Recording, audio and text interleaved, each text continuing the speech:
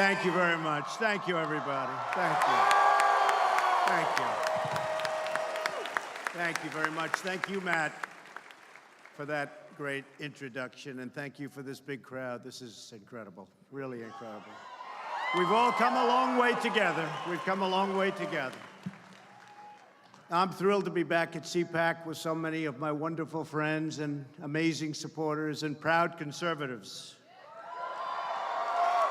Remember when I first started running? Because I wasn't a politician, fortunately. But do you remember I started running and people say, are you sure he's a conservative? I think now we've proved that I'm a conservative. Right?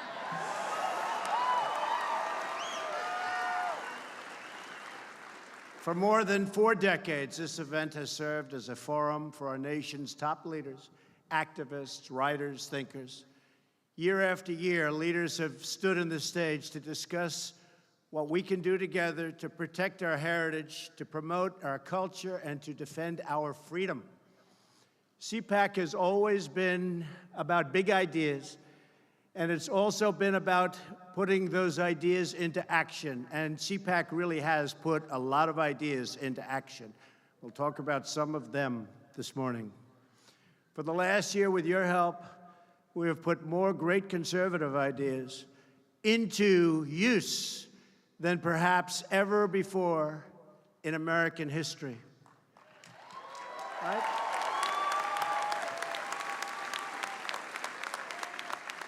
By the way, what a nice picture that is. Look at that. I'd love to watch that guy speak. Oh, boy. That's so awesome.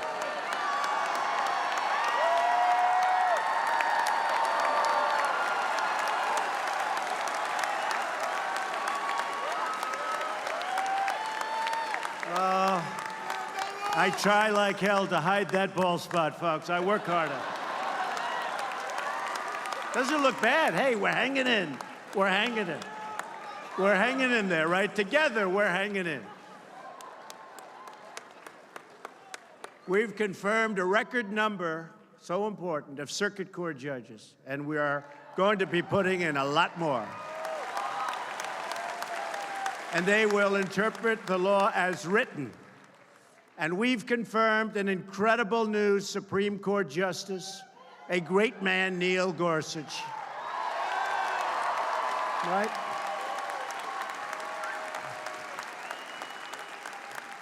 We've passed massive, biggest in history, tax cuts and reforms. You know, I don't use the word reform. There was a lot of reform, too, very positive reform. I don't use it. And when we were first doing it, I told everybody gathered. I said, just talk about tax cuts. People don't know what reform means. They think reform might mean it's going up. And I said, do tax cuts.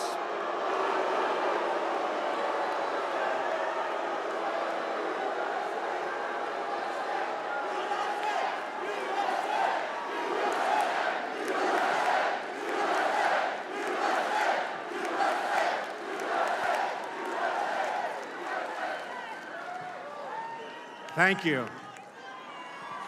How did he get in here, Matt? Why? Okay. Just for the media, the fake news back there. They took very good care of him. They were very gentle. He was very obnoxious. It was only one person. So we have thousands of people here. So listen, tomorrow the headline will be, protesters disturb the trouble. One person, folks, doesn't deserve a mention, doesn't deserve a headline. The headline tomorrow, disruptors of CPAC. One person, and he was very nice. We looked at him, he immediately left. Okay.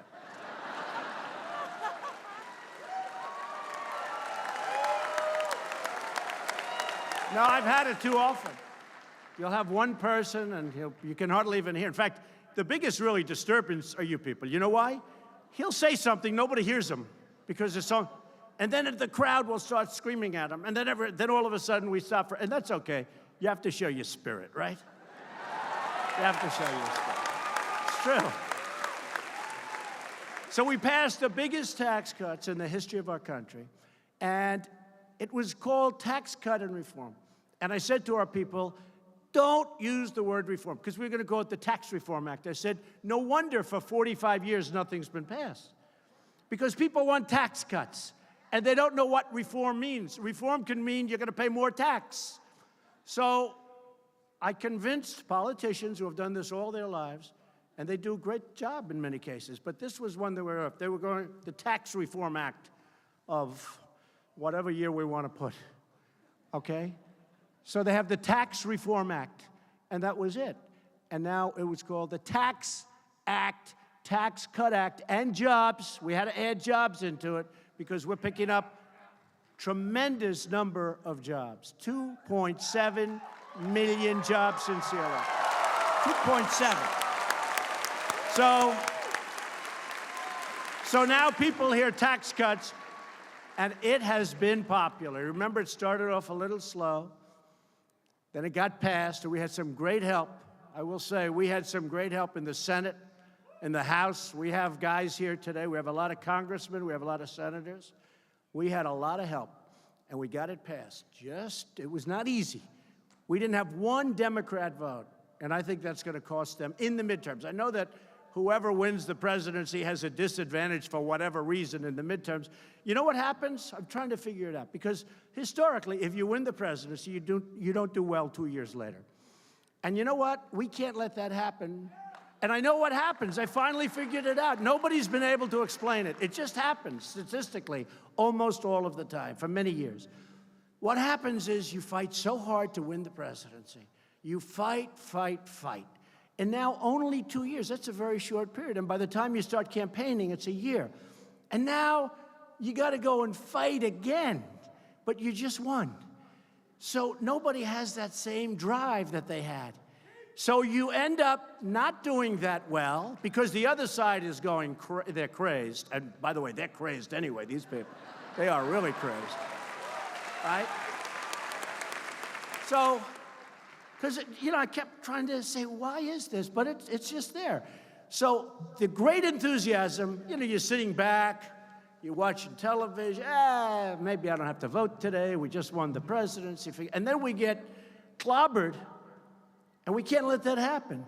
We get clobbered in 18, and we can't let that happen, only because we are so happy.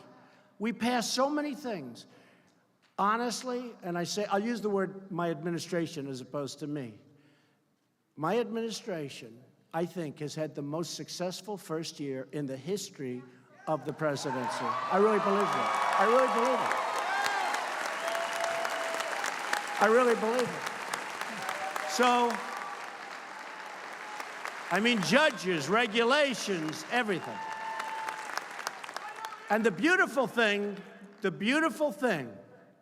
about the tax cuts is nobody thought we could do it. Because we had to get 100% of our vote. And nobody thought we could do it. And frankly, I mean, to me, we got it, and it's turned out to be one of the most popular things. And by the way, for the Republicans in this room, of which I assume, would you say, is it 99%, Matt, or 100%? Huh? I would hope it's close to, you know what?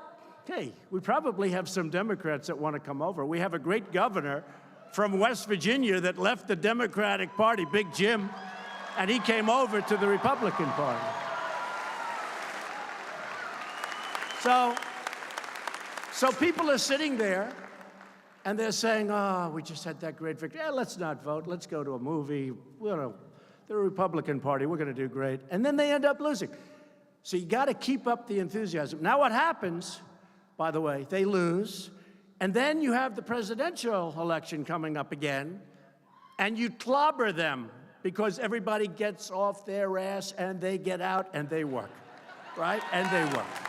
And they work and work and work. And you end up winning the presidency again. And we should do that. Hopefully, we're going to do that very easily. But never, we have to worry. Right now, we have a big race coming up in 18. You have to get out. You have to just get that enthusiasm. Keep it going.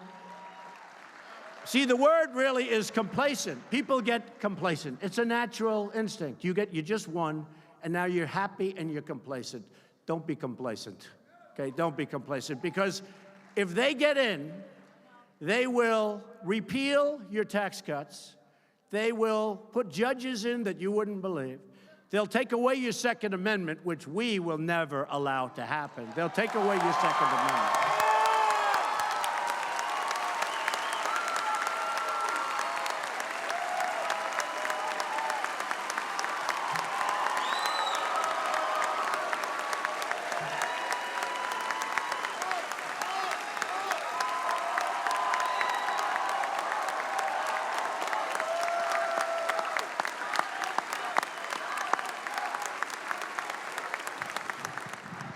Remember that. They will take away, thank you, they will take away those massive tax cuts, and they will take away your Second Amendment. By the way, if you only had a choice of one, what would you rather have, the Second Amendment or the tax cuts? Go ahead. Second Amendment, tax cuts. Second Amendment. I'm going to leave it at the Second Amendment. I don't want to get into that battle, all right? We're going to say you want, Matt, we're going to say you want the Second Amendment the most. But we're going to get them all. And remember this. Remember this. We've gotten, you know, somebody got on television recently, and they said, actually, this is the first time I can remember, Trump made campaign promises. He may be the only person that actually fulfilled more promises than he made. I think that's true. I fulfilled more promises. But we have a very crooked media. We had a crooked candidate, too, by the way. But we have a very, very crooked media.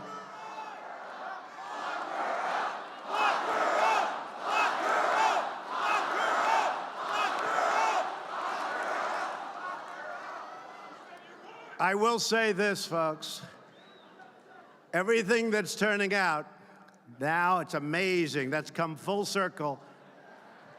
Boy, have they committed a lot of atrocities when you look, right? How would you look? Have they done things that are wrong? But remember this. Not only did we get the tax cuts, which everybody said we wouldn't get, and by the way, repealed in that tax cut the individual mandate, which is a tremendous thing.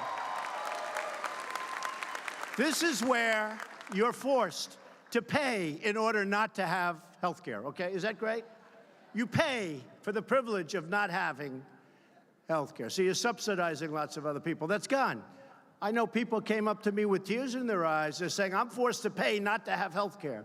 It's very unfair. And by the way, we're having tremendous plans coming out now, health care plans, at a fraction of the cost that are much better than Obamacare. And except for one senator who came into a room at 3 o'clock in the morning and went like that, we would have had health care too. We would have had health care too. Think of that.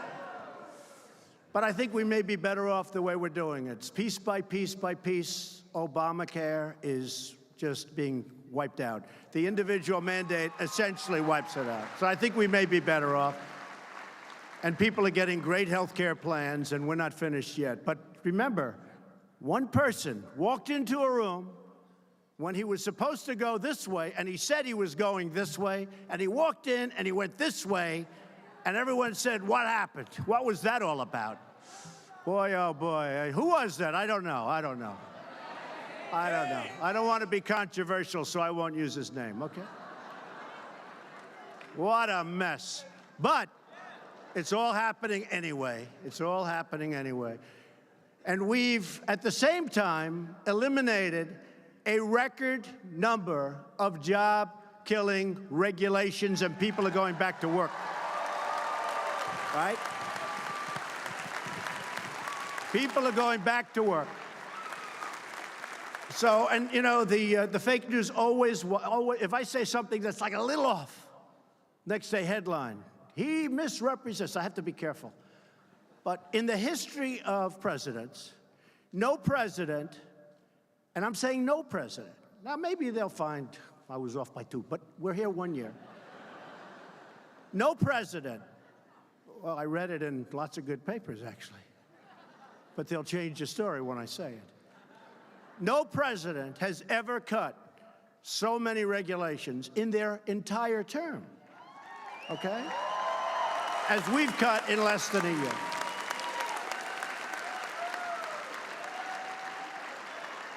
And it's my opinion that the regulations had as big an impact as these massive tax cuts that we've given. So I really believe that.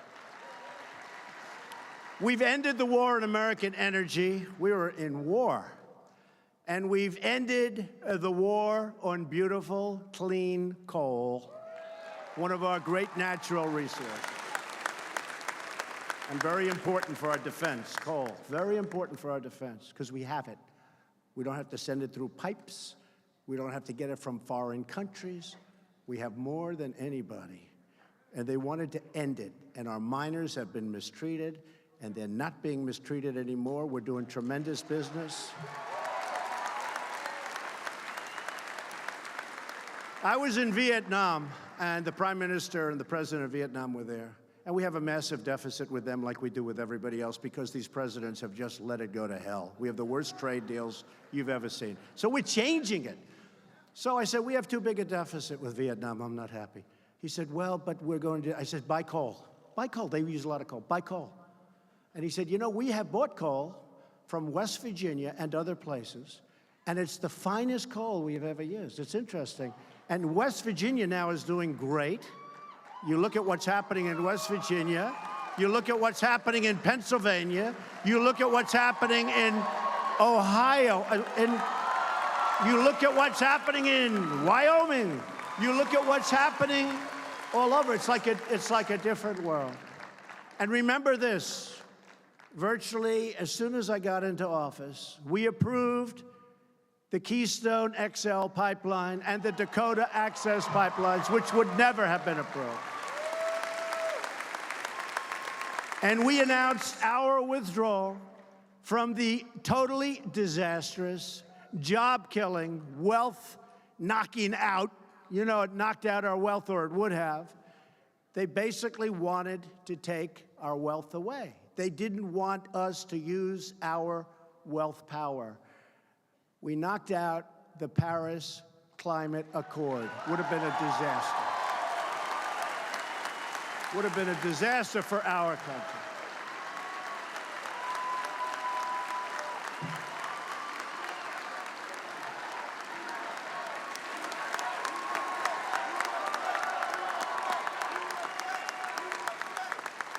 You know, basically it said, you have a lot of oil and gas that we found. You know, technology has been amazing. And we found things that we never knew. But we have massive, just about the top in the world. We have massive energy reserves. We have coal. We have so much. And basically they were saying, don't use it. You can't use it. So what it does is it makes us uncompetitive with other countries. It's not going to happen. I told them, it's not going to happen. And you know, China, their agreement didn't kick in till 2030. Right? Our agreement kicks in immediately. Russia, they're allowed to go back into the 1990s, which was not a clean environmental time. Other countries, big countries, India and others, we had to pay because they considered them a growing country. They were a growing country. I said, what are we? Are we allowed to grow too? Okay. No, are we allowed to grow? They called India a developing nation. They called China a developing nation. But the United States, we're developed. We can pay. So, folks, if you don't mind, I tell you what, it's amazing how many people understood the Paris Accord because it sounds so good. It's like some of the environmental regulations that I cut. They have the most beautiful titles. And sometimes I say, look, I'm just going to close my eyes and sign this because you know what? I'm going to get killed on this one. And I get so much thanks. The country knows what I'm doing. We couldn't build. We couldn't farm.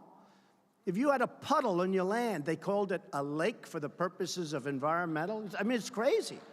It's crazy. And I signed certain bills, and I'd have farmers behind me, and I'd have house builders, home builders behind me. And these are tough people, strong people. They fought hard. They've worked all their lives hard. And there'd be half of them would be crying because we gave them their property back. We gave them the right to earn a living. They couldn't do it. They couldn't do what they had to do. We gave them their property back. We gave them their dignity back.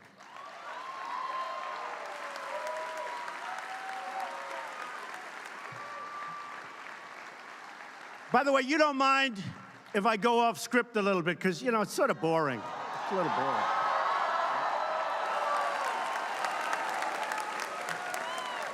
Got this beautiful speech. Everything's wonderful, but a little boring. We have to, you know, interject. But we gave them their dignity back. And that's why our country's doing record business. We're doing record business. We're doing business. And you have to look at the fundamentals. Companies are pouring back into this country. They're pouring back. Not like, I mean, when did you hear about car companies coming back into Michigan and coming to Ohio and expanding? When did you hear? You never heard that. You hear they're leaving. I've been talking about it for 20 years. I was a private sector guy, but for whatever reason, I always had these guys always covered me much more than anybody else. I always got a lot of these characters. They used to treat me so good, too, until I ran for office. I used to get the greatest publicity. A friend of mine said, you know, you used to be the king of getting great publicity. What happened? I said, well, I have some views that they're opposed to for a lot of bad reasons. A lot of really bad reasons. But when you look at what's happening to our country, it's incredible. And the fundamentals are so strong. The stock market, I just see with all of the ups and downs since Election Day, is up 37% from election day. 37%. Now, it did a little bit of a correction. In fact, I started to say, you know, I was in it for like 13, 14 months from election. I say, is this sucker ever going down a little bit? This is a little embarrassing. It was up 100, up 200, up 1,000, up 150, up 90, up 63. I said, good, that's better. You know, hey, we've got 7 years to go, folks. You know, we got a long time to go.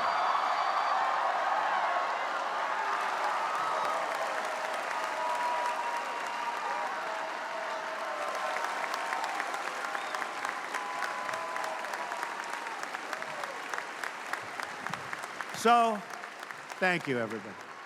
You've been amazing. You've been amazing. You know what Matt didn't say? When I was here 2011, I made a speech, and I was received with such warmth. And they give, you know, they used to give, I don't know if Matt does that because he might not want to be controversial, but they used to give the best speech of CPAC. Do they do that still, Matt? Good, you better pick me or I'm not coming back there. And I got these, everybody, they love that speech. And that was, I think, Matt, I would say that might have been the first real political speech that I made. It was a love fest. 2011, I believe, the time was. And a lot of people remembered, and they said, we won Trump, we won Trump. And after a few years, I go by and I say, here we are, let's see what we can do. And then everybody said, he cannot get elected. He cannot do it. You need 270 votes. You need electoral college, which, by the way, is much tougher than the popular vote. The popular vote, it would be so much easier. You go to 3 or 4 states and you just go and you just do a great job. Hillary forgot that. You know, she went to these states. I said, what's she doing? Why does she keep going back to California? Crazy. Next time they're going to remember Iowa. They're going to remember Ohio. Remember? They spent a lot of time in Pennsylvania to no avail. They spent a lot of money. They spent a lot of money in North Carolina, the great state of North Carolina. We did very well there. We have a great person in the room, Mark Meadows from North Carolina. He's around here. Where's Mark? Where's Mark? And Deb. And we have Jim Jordan, Warriors all. We have a lot of great people here. But, you know, we hit a chord. And if you remember, 2011, probably that was the beginning of what we've done. And hopefully, at the end of a period of time, people are going to say thank you, because it is not easy. We're fighting a lot of forces. They're forces that are doing the wrong thing. They're just doing the wrong thing. I don't want to talk about what they have in mind, but they do the wrong thing. But we're doing what's good for our country for the long-term viability and survival. Like, for instance, $700 billion got approved for our military. Our military was going to hell.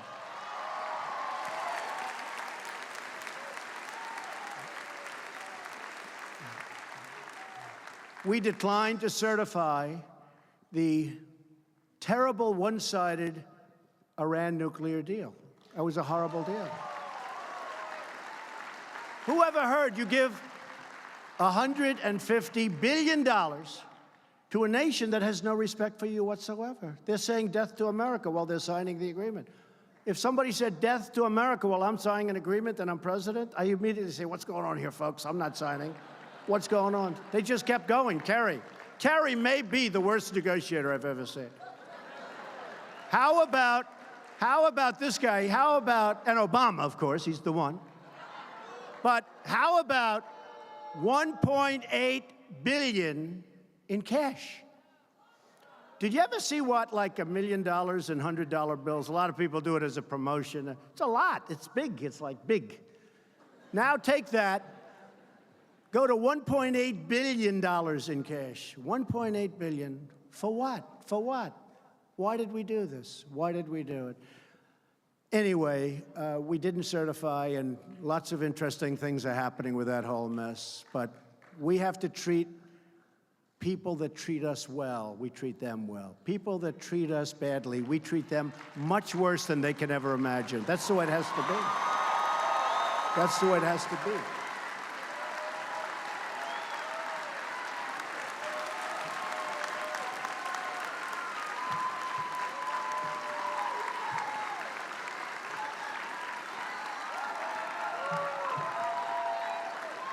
We officially recognized Jerusalem as the capital of Israel.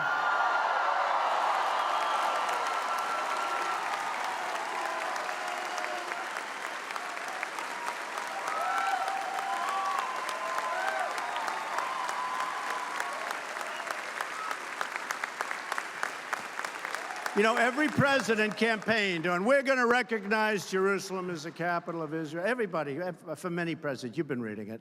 And then they never pulled it off. And I now know why. Because I put the word out that I may do it, right? I said I'd do it in my campaign. So that usually means, unless I find something, I'm going to do it.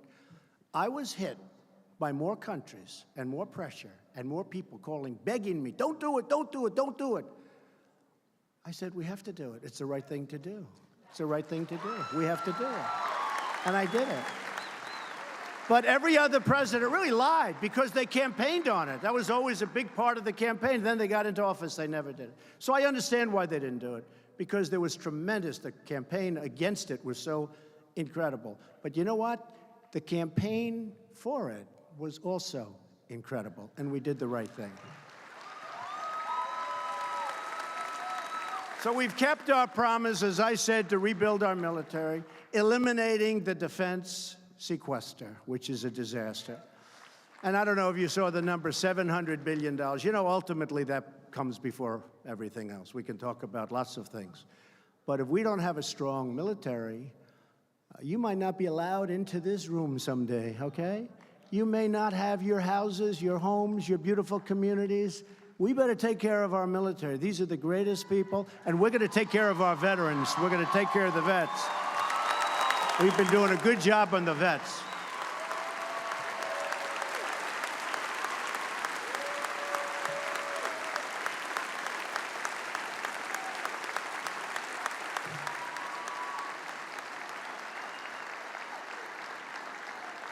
And after years of rebuilding other nations, we rebuild other nations. We rebuild other nations that have a lot of money. And we don't ever say, hey, you got to help. We're finally rebuilding our nation. We're rebuilding our nation. And we're restoring our confidence and our pride. All of us here today are united by the same timeless values. We defend our Constitution, and we believe in the wisdom of our founders. Our Constitution is great. We support the incredible men and women of law enforcement.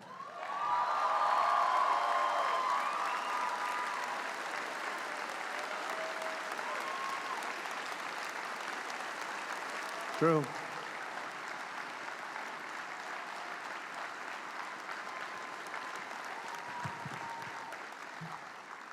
We know that a strong nation must have strong borders. We celebrate our history and our heroes, and we believe young Americans should be taught to love their country and to respect its traditions. Don't worry, you're getting the wall. Don't worry, okay? I heard some. Getting the wall.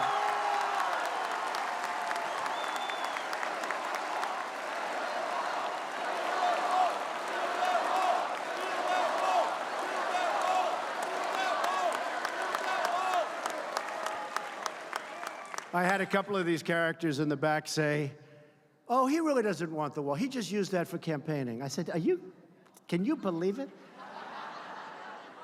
You know, I say every time I hear that, the wall gets 10 feet higher. You know that, right? Every time. Every single time. Okay.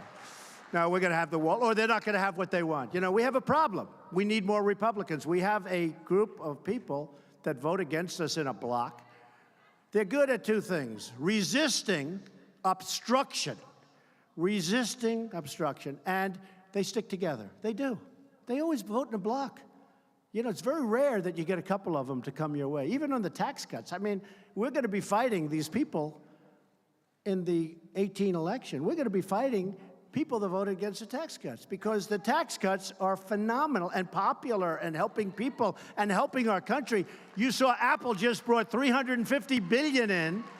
Exxon brought $50 billion in. So we're going to be fighting. The fact is, we need more Republicans to vote.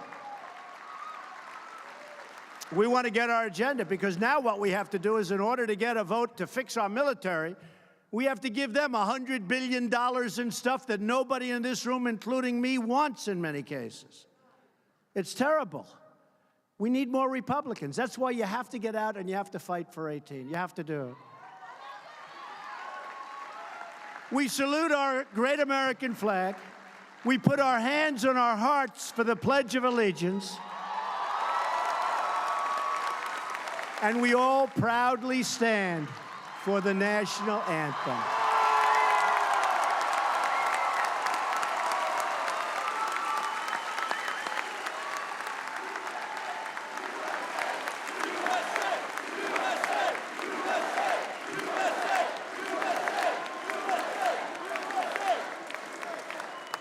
Above all else, we know that faith and family, not government and bureaucracy, are at the center of American life. We know that. Because in America, we don't worship government, we worship God.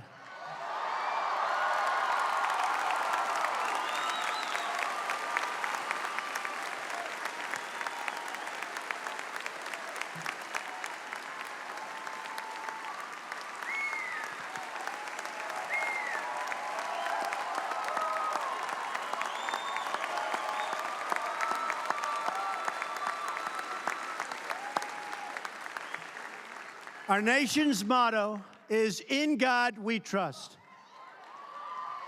And this week, our nation lost an incredible leader who devoted his life to helping us understand what those words really mean. Leader. He was a leader. He's a great man. We will never forget the historic crowds, that voice, the energy, and the profound faith of a preacher named Billy Graham.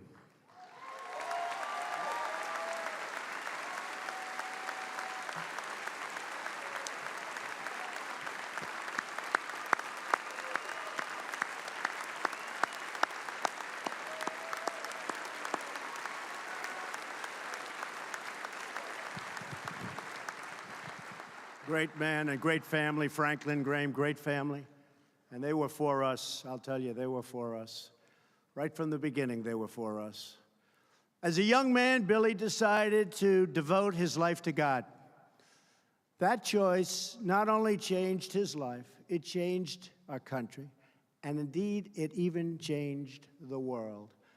Reverend Graham's belief in the power of God's word gave hope to millions and millions who listened to him with his very beautiful but very simple message: God loves you.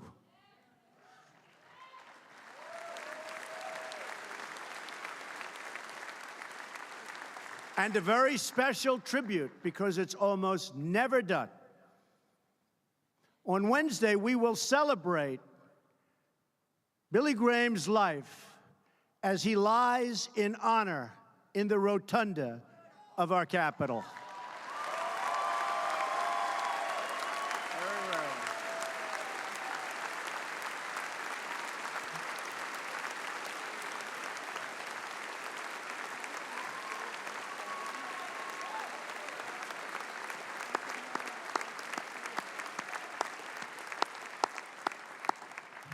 One day, Wednesday till Thursday, about 11 o'clock on Wednesday, I bet those lines are going to be long and beautiful, because he deserves it. Not everybody deserves it, but very few people. You look back, Ronald Reagan was so honored. Very few people are so honored. That's a big thing. And he really, almost more than anybody you can think of, he deserves to be in the rotunda. So that's going to be very special. Wednesday at 11 o'clock.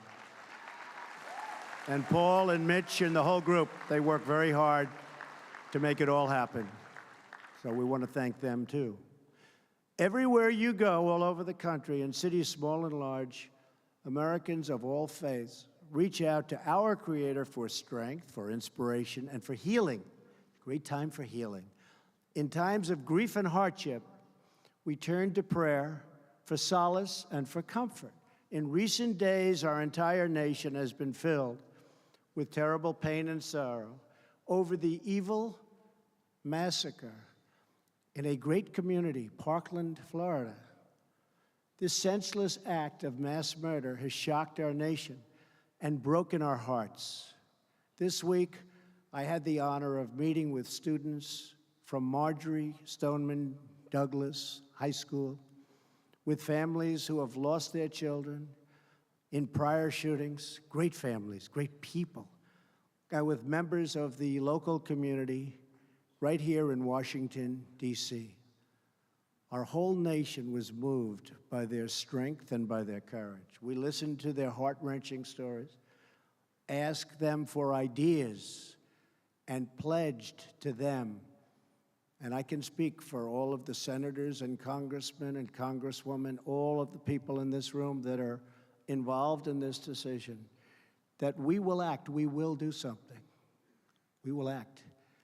With us on Wednesday was one of the families whose daughter didn't come home last week, a beautiful young woman named Meadow Pollock. Incredible family. I had them in the Oval Office, incredible people. You've probably seen her picture. She had a beautiful, beautiful smile and a beautiful life, so full of promise.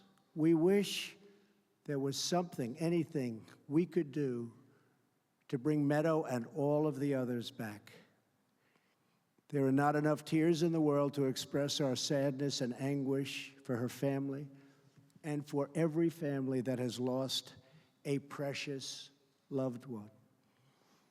No family should ever save and ever have to go in and suffer the way these families have suffered.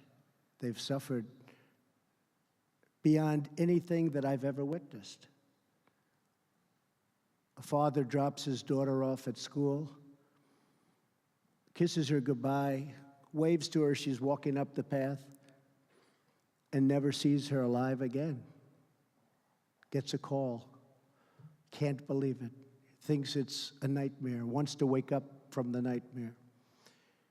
So we want to hear ideas from Americans of all backgrounds and beliefs about how we can improve security at our schools, tackle the issue of mental health.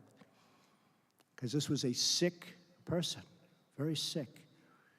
And we had a lot of warning about him being sick. This wasn't a surprise. To the people that knew him, this wasn't even a little bit. In fact, some said, we're surprised it took so long. So what are we doing?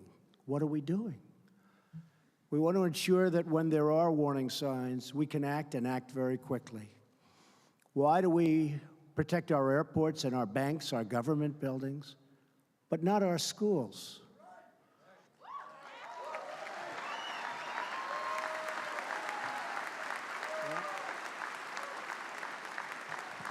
It's time to make our schools a much harder target for attackers. We don't want them in our schools.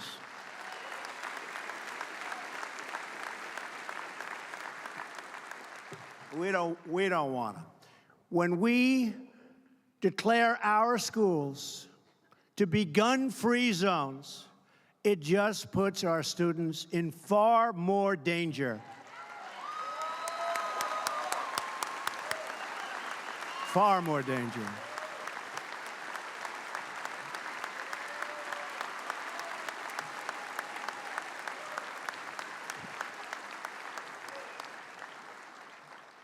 Well-trained, gun-adept teachers and coaches and people that work in those buildings, people that were in the Marines for 20 years and retired, people in the Army, the Navy, the Air Force, the Coast Guard, people that are adept with weaponry and with guns. They teach.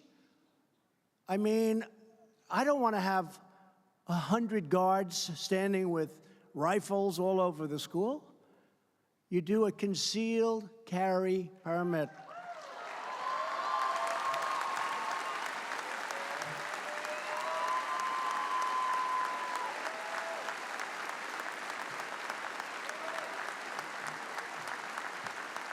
And this would be a major deterrent because these people are inherently cowards.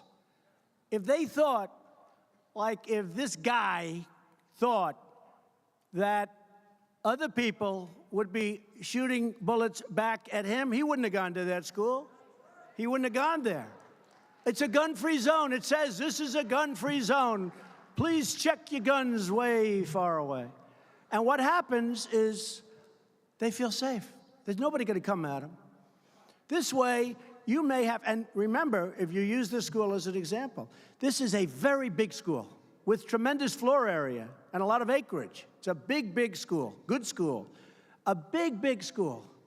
You'd have to have 150 real guards. Look, you had one guard. He didn't turn out to be too good, I will tell you that.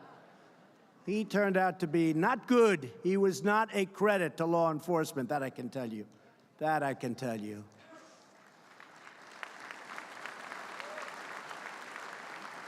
But as I've been talking about this idea, and I feel it's a great idea, but some people that are good people are opposed to it. They don't like the idea of teachers doing that. But I'm not talking about teachers.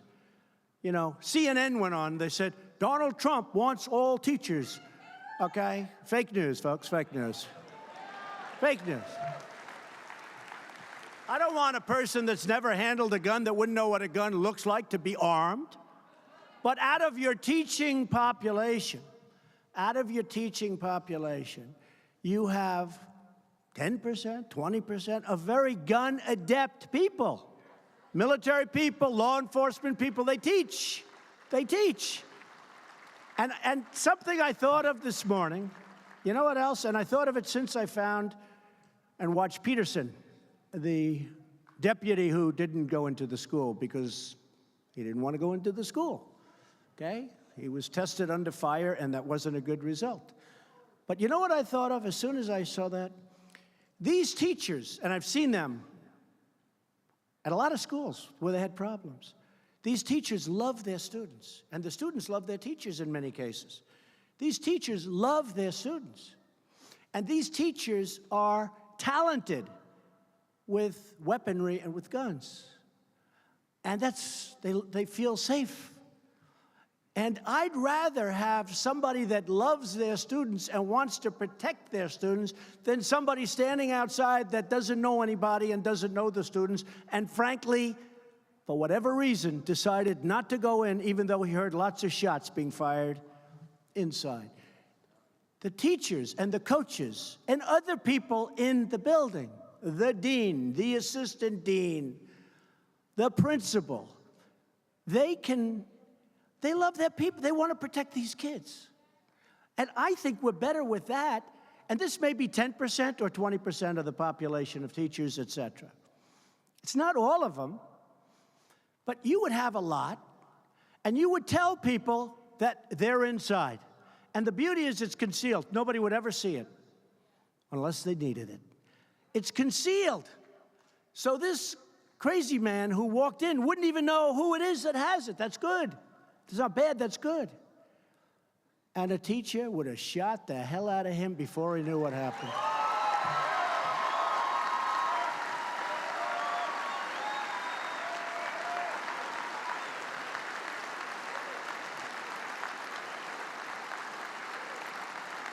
They love their students. They love those students, folks. Remember that. They love their students. And I'm telling you that would work, because we need offensive capability. We can't just say, oh, it's a gun-free school, we're going to do it a little bit better. Because then you say, what happens outside? The students now leave school, and you got 1,000 students. You got 3,500 at the school we're talking about. But you have 1,000 students standing outside. The teachers are out there also. If a madman comes along, we have the same problem, but it's outside of the school. Or they drive cars. There are a lot of things can happen. I want to stop it. And I know it's a little controversial to say, but I have to say, since I started this 2 days ago, a lot of people that were totally opposed to it are now agreeing. They love their students. They don't want their students to be killed or to be hurt. So we have to do something that works. And one of the big measures that we will do, and everybody in this room, I think, has to agree, and there's nobody that loves the Second Amendment more than I do, and there's nobody that respects the NRA. They're friends of mine. They backed us all. They're great people. They're patriots. But they're great people. But we really do have to strengthen up, really strengthen up background checks. We have to do that.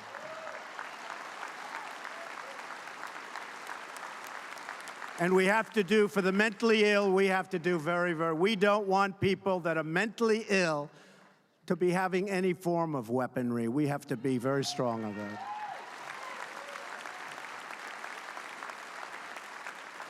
So we're going to do that, and I really believe that Congress is going to get it through this time, and they have a different leader. They have somebody that wants to get it through, not somebody that just all talk, no action, like so many of these folks. This is somebody that wants to get it through. But I also want to protect. We need a hardened site. It has to be hardened. It can't be soft, because they'll sneak in through a window, they'll sneak in some way, and again, you're standing there totally unprotected. You know the 5 great soldiers from 4 years ago. 3 of them were world-class marksmen. They were in a military base in a gun-free zone. They were asked to check their guns quite far away. And a maniac walked in, guns blazing, killed all 5 of them. He wouldn't have had a chance if these world-class marksmen had, on a military base, access to their guns. And I'm going to look at that whole policy on military bases. If we can't have...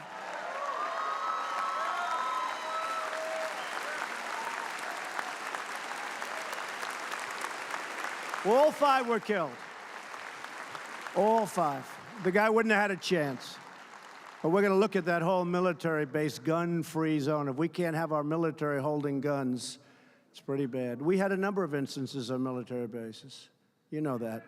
So we want to protect our military. We're going to make our military stronger and better than it's ever been before.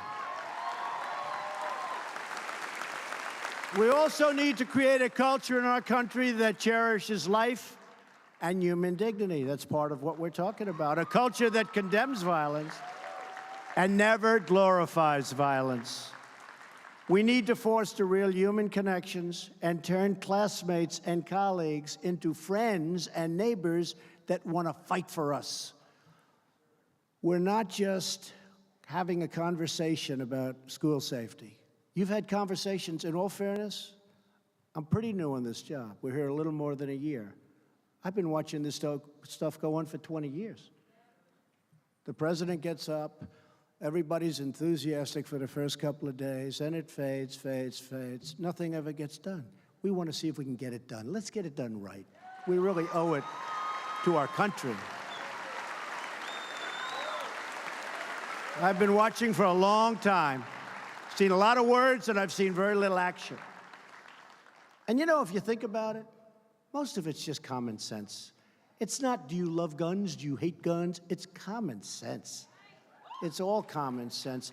And some of the strongest advocates about what I'm saying are the strongest advocates, I know them very well, political people, the strongest advocates for the Second Amendment. But this is common sense. In addition to securing our schools, we're also implementing a strategy to secure our streets. We want our kids to be safe everywhere they go, whether they're in a classroom walking home from school or just outside playing with their friends.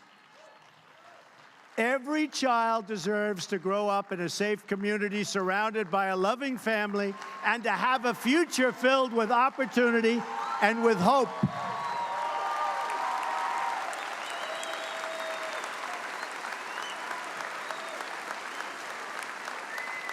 Thank you. Thank you. It's just not fair. Reducing violent crime in America is a top priority for my administration, and we will do whatever it takes to get it done. No talk. We're going to do what it takes to get it done.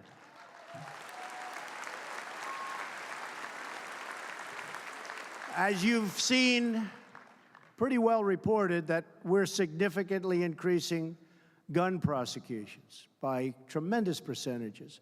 And we're working to get violent offenders off our streets and behind bars, and get them behind bars quickly for a long time, or get them the hell out of our country.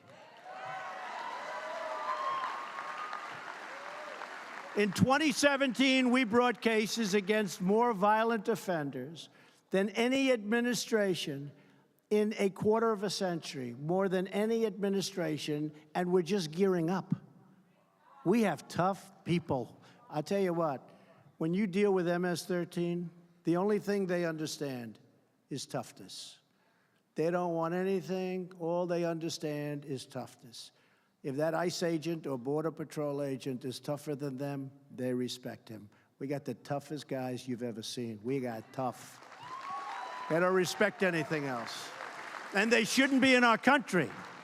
They were let in for years. They shouldn't be. And we're getting them out. Our administration prosecuted more people for federal firearm charges than has been done in more than a decade. And again, we're just gearing up. We convicted 1,200 gang members and nearly 500 human traffickers. You know what, human trafficking, who would think that we have this in this age? And with our foreign partners, we've helped charge or arrest more than 4,000 members of the savage gang that we talked about, MS-13. Now, they don't like guns. You know why? They're not painful enough. These are animals. They cut people. They cut them. They cut them up in little pieces, and they want them to suffer. And we take them into our country because our immigration laws are so bad. And when we catch them, it's called catch and release. We have to, by law, catch them and then release them. Catch and release. And I can't get the Democrats, and nobody has been able to for years, to approve common sense measures that when we catch these animal killers, we can lock them up and throw away the keys.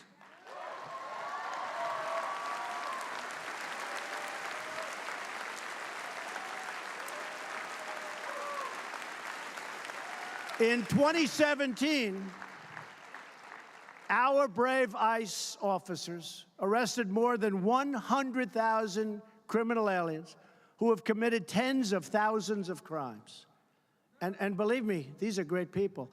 They cannot, the laws are just against us. They're against safety. They don't make sense. And you meet with Democrats, and they're always fighting for the criminal. They're not fighting for law-abiding citizens. They're always fighting for the criminal. Doesn't make sense. Here are just some of the criminal charges and convictions for the aliens arrested by ICE. 11,000 charges or convictions for sex crimes, 48,000 for assault, 13,000 for burglary, and 1,800 for killing people. We're cracking down on sanctuary cities. Can you believe this? Where they protect. That's another one. Because we want our cities to be sanctuaries for law-abiding Americans, not for criminals.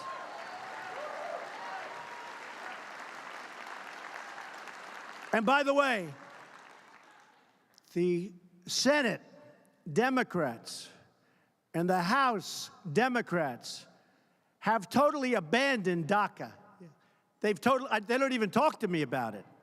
They have totally abandoned. You know, we get the reputation like DACA, it's not Republican. Well, let me tell you, it is Republican, because we want to do something about DACA, get it solved after all these years. The Democrats are being totally unresponsive. They don't want to do anything about DACA. I'm telling you, and it's very possible that DACA won't happen, and it's not because of the Republicans. It's because of the Democrats. And frankly, you better elect more Republicans, folks, or it'll never happen.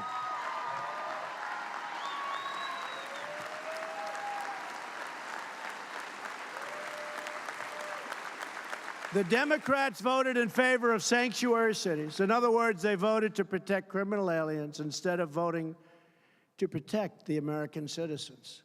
To secure our country, we are calling on Congress to build a great border wall to stop dangerous drugs and criminals from pouring into our country.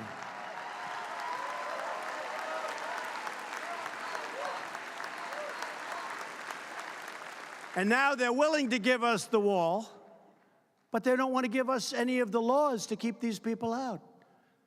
So we're going to get the wall, but they don't want to give us all of the other, chain migration, lottery. Think of a lottery. You have a country. They put names in. Do you think they're giving us their good people? Not too many of you people are going to be in a lottery. So we pick out people. Then they turn out to be horrendous, and we don't understand why. They're not giving us their best people, folks. They're not giving us, I mean, use your heads. They're giving us, it's a lottery. I don't want people coming into this country with a lottery. I want people coming into this country based on merit, based on merit.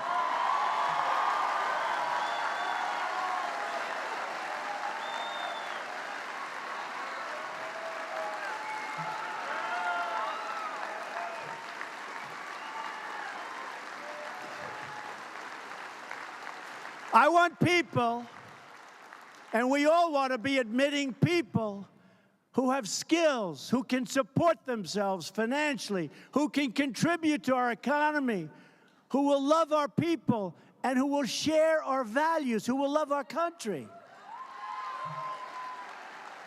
I don't want people who drive a car at 100 miles an hour down the West Side Highway and kill 8 innocent victims and destroy the lives of 14 more. Nobody talks about that. Nobody ever talks about the people that have been so horribly injured, who lose legs and arms.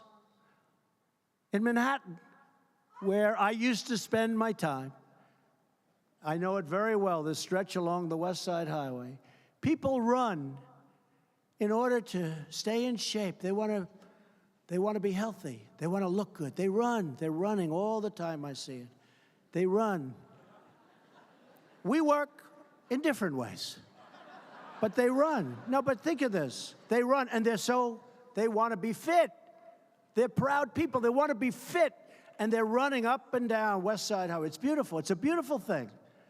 And this maniac takes a car going down the highway and just turns to it right, and he kills 8. But he really badly wounded 12 to 14 other people. So somebody think of it, runs to stay in shape, leaves the house, is jogging along, working hard, ends up going home 2 months later with no leg, or with no arm, or with two legs missing. Nobody ever talks about them. They talk about the people, rightfully, that were killed. But they don't talk about the people whose lives have been just changed. Just changed. They don't talk about that. This guy came in through chain migration and a part of the lottery system. They say 22 people came in with him. In other words, an aunt, an uncle, a grandfather, a mother, a father, whoever came in. But a lot of people came in. That's chain migration. Let's see how those people are doing, by the way. We've got to change our way. Merit system. I want merit system because you know what's happening? All these companies are coming into our country.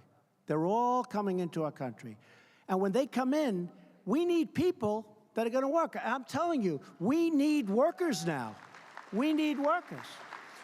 But when I walked in today, did anyone ever hear me do the snake during the campaign? Because I had 5 people outside say, could you do the snake? And I said, well, people have heard it. Who hasn't heard the snake? You should read it anyway. He said, let's do it anyway. I'll do it. All right, should we do it? Now, this was a rock and roll song, little amendments, a rock and roll song. But every time I do it, people, and you have to think of this in terms of immigration. We have to have great people come into our country. I want people to come into our country. And I want people that are going to help us. And I don't want people that are going to come in and be accepting all of the gifts of our country for the next 50 years and contribute nothing. I don't want that. And you don't want that. I want people that are going to help and people that are going to go to work for Chrysler, who is now moving from Mexico into Michigan, and so many other. And Apple, by the way, and Foxconn up in Wisconsin. They're going to need 25,000 workers. I want people that can come in and get to work and work hard. Even if it means a learning period, that's fine. But I want people that are going to come in and work. And I want people that love us and look at security, and they want you to be safe, and they want to be safe. I want great people coming into this country. I don't want people coming in the way they do now, because I want people that contribute. So this is called the snake, and think of it in terms of immigration, and you may love it or you may say, isn't that terrible, okay? And if you say, isn't that terrible, who cares? Because the way they treat me, that's peanuts compared to the way they treat me, okay? Immigration. On her way to work one morning, down the path along the lake, a tender-hearted woman saw a poor, half-hearted, frozen snake. His pretty-colored skin had been all frosted with the dew. Poor thing, she cried, I'll take you in, and I'll take care of you. Take me in, O tender woman, take me in for heaven's sake. Take me in, O tender woman, sighed the vicious snake. She wrapped him up all cozy in a comforter of silk and laid him by her fireside with some honey and some milk. She hurried home from work that night, and soon as she arrived, she found that pretty snake she'd taken in had been revived. Take me in, O tender woman, take me in for heaven's sake. Take me in, O tender woman, sighed the vicious snake. She clutched him to her bosom. You're so beautiful, she cried. But if I hadn't brought you in by now, surely you would have died. She stroked his pretty skin again and kissed and held him tight. But instead of saying thank you, that snake gave her a vicious bite. Take me in, O tender woman. Take me in for heaven's sake. Take me in, O tender woman, sighed the vicious snake. I saved you, cried the woman. and you've bitten me. Heavens, why? You know your bite is poisonous, and now I'm going to die. Oh, shut up, silly woman, said the reptile with a grin. You knew damn well I was a snake before you took me in.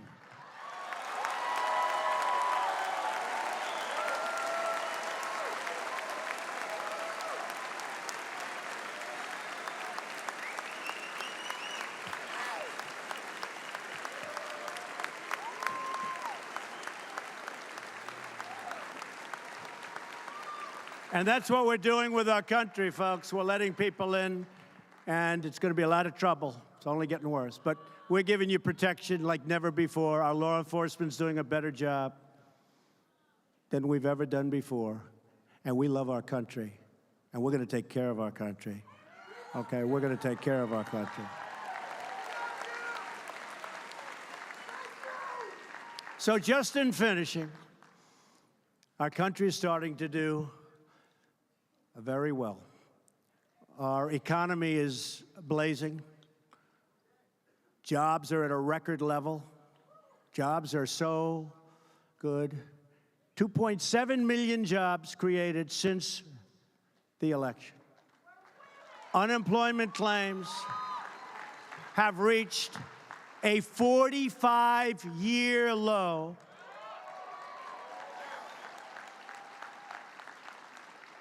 African-American unemployment has reached the lowest level in our history.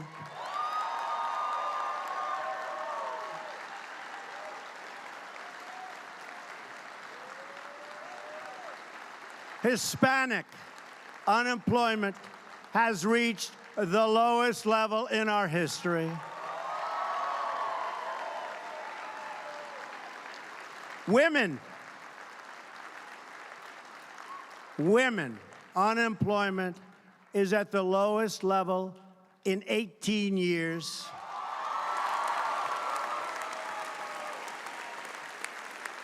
Wages are rising for the first time in many, many years.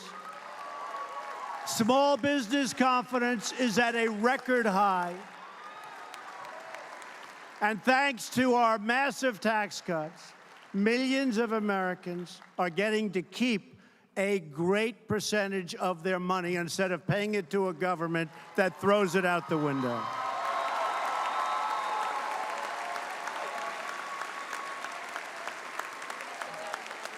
So I just leave you with this. We have to fight Nancy Pelosi. They want to give your money away. They want to give your money away. They want to end your tax cuts. They want to do things that you wouldn't even believe, including taking your Second Amendment rights away. They will do that. They will do that. So we have to get out there, and we have to fight in 18 like never before, just the way you fought with us. Just the way you fought with us. You fought so hard, and you were so tough, and you were so smart. You were so smart. And you know what? I know for a fact you did the right thing because we're looking at the numbers, and the numbers, even they have to give credit for the kind of numbers that we're producing. Nobody has ever seen anything like it. Under my administration, the era of economic surrender is over. We're renegotiating trade deals that are so bad, whether it's NAFTA or whether it's World Trade Organization, which created China. You look at China, it was going along like this, then we opened, stupidly, this deal. And China has been like a rocket ship ever since. And now, last year, we had almost a $500 billion trade deficit with China. We can't have that. We can't have that. I have great respect for President Xi, but we can't have that. We have to go and we have to do what we have to do. We just can't let countries, as an example, Mexico. We have a $100 billion trade deficit with Mexico. What does that tell you? You know what it tells you? NAFTA is no good. It never was any good. But for some reason, nobody ever changed it. They emptied our factories. You got to see the car plants and the auto plants in Mexico like you've never seen anything like it before. I want those companies, and they're starting. I want them back here. I want them back here. They're going to come back here, too. And we want to make our neighbors happy, but we can't continuously have other nations taking advantage of the United States like never before. And this has gone on for a long time. This has gone on for longer. The last administration was a disaster, but this has gone on for much longer than the last administration. And we've got to change it. We're going to change it. So we're renegotiating deals. And you know what? Hate to say it, but if we can't make a fair deal for the United States, we will terminate the deal and we'll start all over again. We're going to have to do it.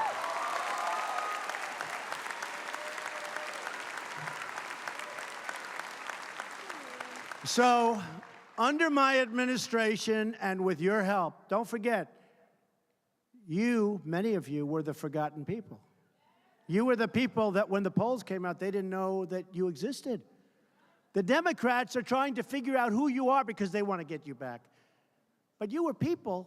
We've had people that never voted, but they're great patriots, but they never saw anybody they wanted to vote for. Then they go to the election, they've got Trump, Pence, they got hats, they got all sorts of things. Trump over here, Make America Great Again hats, right?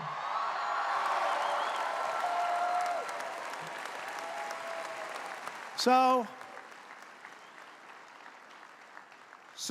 our country is starting to do well. We are going to make it greater, better, safer than it ever was before. The reason is you. This has been a great movement. They try like hell. They cannot stand what we've done. But we're doing the right thing. We're even doing the right thing for them.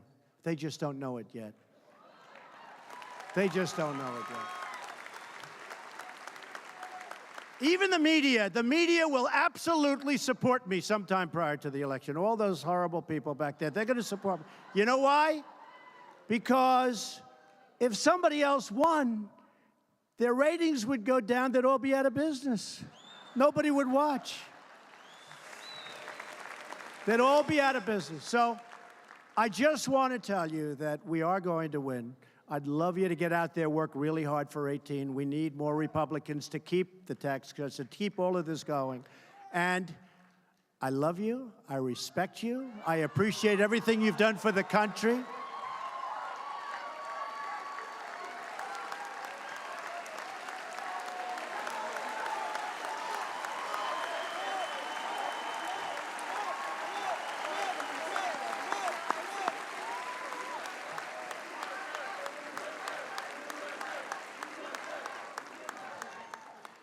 I appreciate everything you've done. I do want to say, because people have asked, North Korea, we imposed today the heaviest sanctions ever imposed on a country before.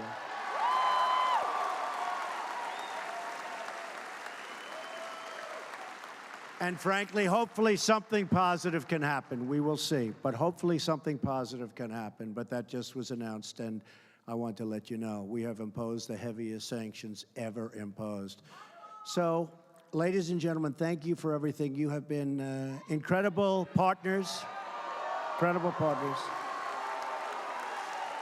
And